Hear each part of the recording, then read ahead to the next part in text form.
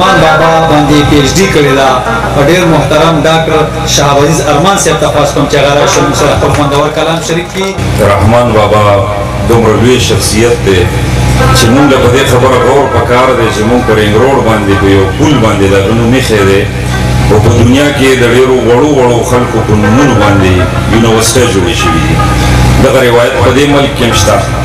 نو جنډې صرف د سیاستدانانو په سر نه دي ولاړې، پکار ده چې په دې خوره کې د رحمان بابا په نوم باندې یونیورسټۍ جوړه شي.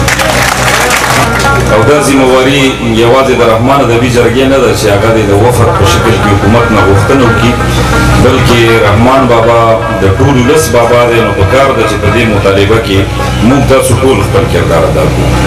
د غزل مطلب ده چې بې رحمه شي یارانو د دریاب زړه، چې بې رحمه شي یارانو د دریاب زړه، د حباب نه مخکې وچ وي د حباب زړه. او چې قانع په فلسفه د اسلام نه وي، چې قانع په فلسفه د اسلام نه وي، ګرځوي به په سینه کې اضطراب زړه. مننه. روح یې مړ زړه یې بیمار، سوچ یې مادي شو. روح یې مړ زړه یې بیمار، سوچ یې مادي شو، چې تړلو یې د غیرو په نصاب زړه. ډېره مننه. د مغرب رڼا تیاره راته ښکاره شوه، د مغرب رڼا تیاره راته ښکاره شوه، نوراني کړو راله داسې ستا کتاب زړه. د مغرب رڼا تیاره راته ښکاره شوه، نوراني کړو راله داسې ستا کتاب زړه.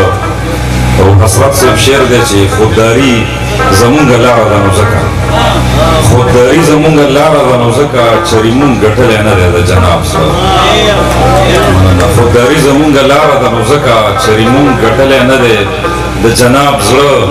سوز ګداز یې په نغمه کې هسې نه دی، سوز ګداز یې په نغمه کې هسې نه دی، وخت ویستلی دی سینې نه د رباب زړه.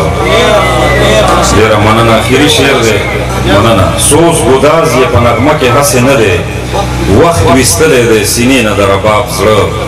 او سلامت دی ستا ارمان پکې تر اوسه، سلامت دی ستا ارمان پکې تر اوسه، زمانې که غلبېل کړی د شهاب زړه. وسلام.